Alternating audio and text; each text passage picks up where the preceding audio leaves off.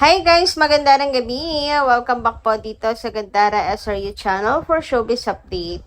Ang tatalakayin nga natin ngayon at pag-uusapan mga kakimpaw ay tungkol nga po dito sa 2 taong pinagplanuhan ni Paolo Avellino mga kakipi. So ano nga ba yan?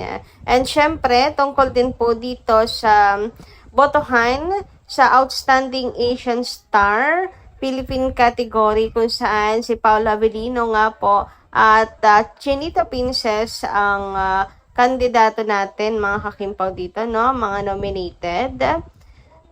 So magbibigay lang po tayo ng mga bagong balita hinggil po dito kasi napakahigpit po ng labanan. Pero bago po tayo mag-start, mga kakimpaw, sa mga hindi pa po nakaka-subscribe sa ating channel, pakiclick lang po tayo natin subscribe button at notification bell na nandyan sa baba para mag-i-updated po kayo sa mga susunod nating chika tungkol sa Kimpaw. Maraming salamat!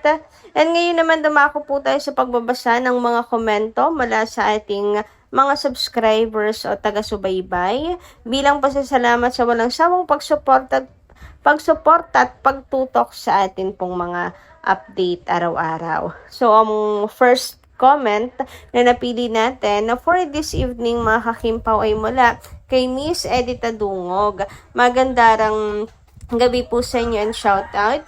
Ayun po dito sa kanyang comment, deserve na magkaroon ng wax figure.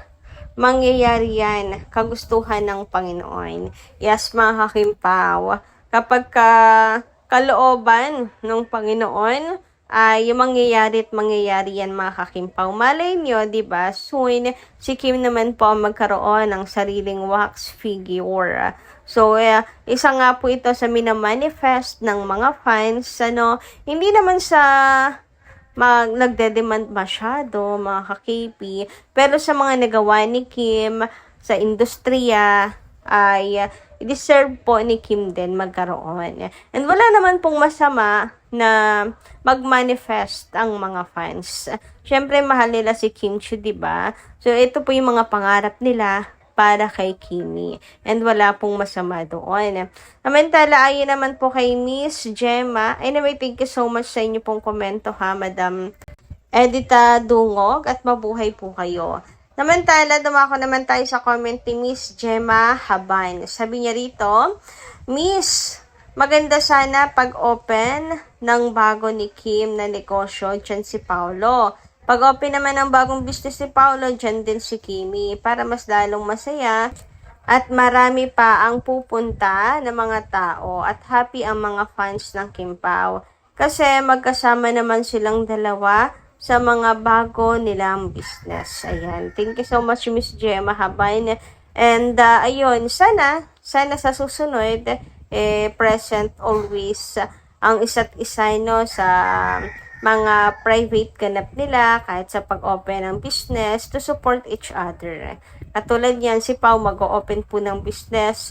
Sana nandun si Kim. And saka si Kim na nag-open po ng kanyang bagong pop-up store, nandun si Pao. Ang sarap siguro, mga kakimpaw, kung ganun nga. Pero may mga kanya-kanyang dahilan yan mga kakimpaw na dapat unawain po muna natin sa ngayon at respetuhin.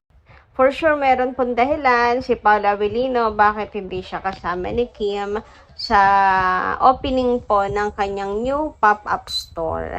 Pero sana next time, mga kakimpaw, ayan, si Paolo ay makasama naman po sa opening ng pop-up store kasi magjowa naman sila, di ba, mga kakimpaw. Sigurado magiging masaya talaga ang mga fans noon pag nagkataon. Sila na yung pinakang masaya and dudumugin talaga yan ng mga tao. For sure, mga kakimpaw. Samantala, narito nga po ang napakasayang Chinita Princess, mga kakimpaw, at pasasalamat sa mga taong pumunta po sa Zamboanga sa kanya pong grand opening. O to the N to the G nga po si Kimi sa mga taga Zamboanga. You are amazing, sabi ni Kim. Ganyan po si Kim kapag super wala pong mapagsidlan ng kanyang saya, ng kanyang tuwa, mga kakimpaw. Ayan, di ba? Kaya maraming salamat sa lahat ng pumunta doon. Grabe, ang dami talaga. May mga iba't ibang lugar, dumayo para po sa opening ni Kimi, o 'di ba? Sobrang mahal na mahal po talaga siya ng kanyang mga fans. Anyway, balikan naman natin ngayon mga kakimpaw. Ito nga pong post ni Paula Avellino, year 2015 mga kakimpaw.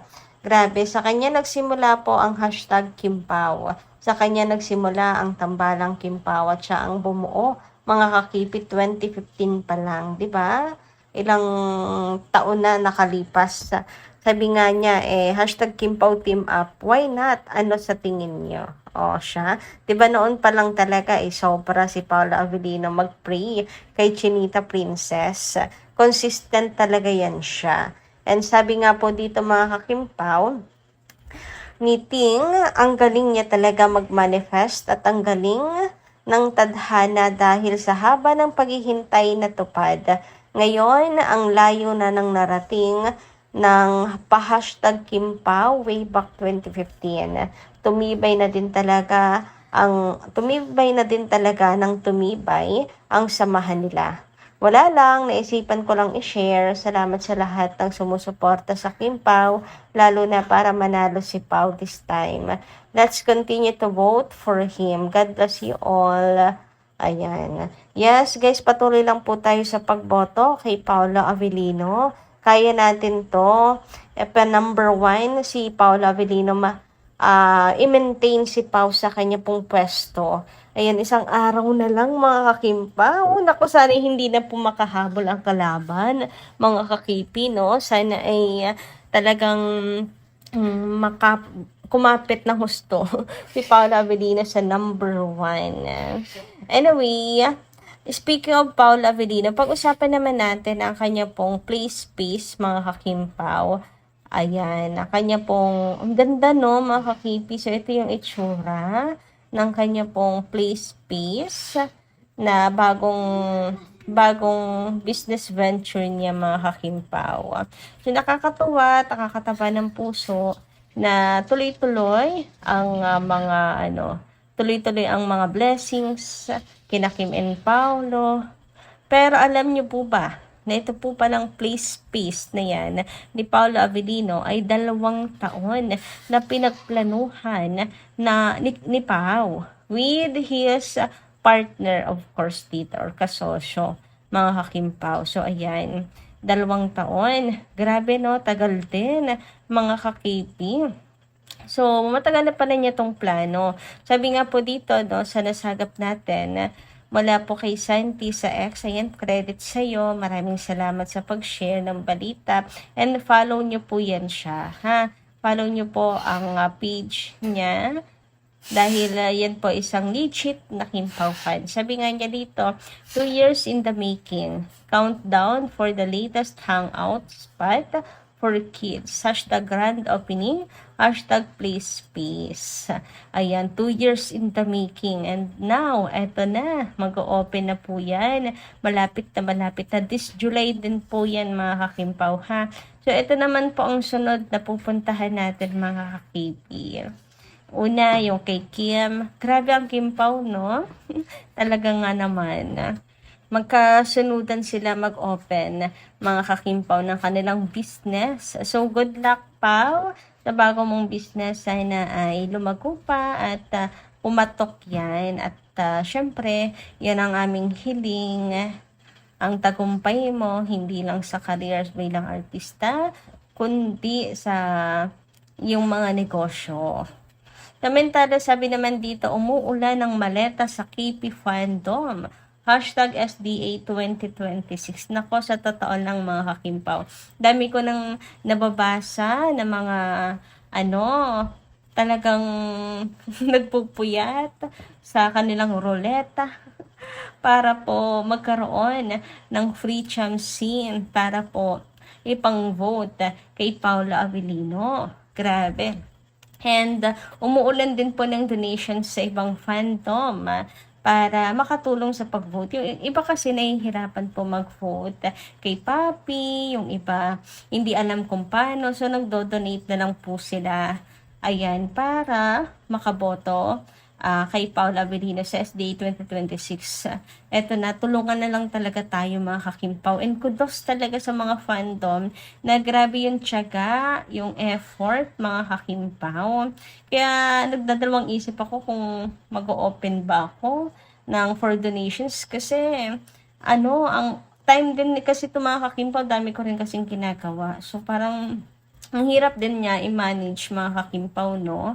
So, kudos sa lahat na talagang match sa mga mains, sa mga admins, ng KP fandoms na matyaga, mga kakimpaw talaga na para po maano po yung mga donations na yan, maiboto lahat kay Paula Avellino. So, grabe, ang dami kong nababasa mga kakimpaw. Ayan, tulungan lang po tayo. Maliit man pong halaga yan, pero malaki pong tulong yan para kay Paulo. So, hanggang bukas po ang botohan mga kakipi, and hope na kayanin natin na wag malaglag si Paulo Avellino. Time na talaga to para bawat segundo ay tumambay na lamang po sa Idol Champ at bumoto para kay Pau. Ayan, tulong-tulong tayo mga kakipi, kaya natin to. Umuulan talaga ng maleta. Hindi na po sobre. Maleta na mga kakimpaw. Kasi ubusan nga daw ng kayamanan. Ubusan ng pondo. Yung ibang fandom, naubusan na nga po ng pondo eh. Kaya malaking tulong yung mga donations kahit pa 200, ganyan. May nababasa akong fandoms, legit mga kakimpawa, nagsisend sila ng proof. Pwede po kayong mag-ano dun. Parang sa FB meron yung Kimpaw Family. Try nyo po dun mga kakimpaw kasi may mga receipt po sila na pinapakita. Kailangan maging wise din po tayo mga kakimpaw sa pagbibigay ng donations kasi yung iba baka ibulsa lang talaga, so dapat din po tayo sa mga legit para alam po natin na talagang kay Paula Avellino na pupunta yung boto natin mga kakimpaw. Anyway, may good news naman tayo mga kakimpaw para po sa inyong lahat. O, kahit po papaano, bumababa na rin po yung boto ni number 2 or ni Ann Curtis. Sa kasalukuyan, 29% na lang po ang boto kay boto ni Ann. Kahapon kasi ano po yan 30%. Ayan kahapon 30% po siya. Pero ngayon 29% na lang. So kahit pa paano ayan, ibig sabihin umuusad po mga kakimpaw ang botohan. May changes. So kapit lang mga kakimpaw, kaya po natin ipanalo si Paulo Avellino. So, yun lang po muna ang ating update tonight. Thank you so much sa pakikinig. Kita-kits po muli sa susunod natin, chika. Maraming salamat.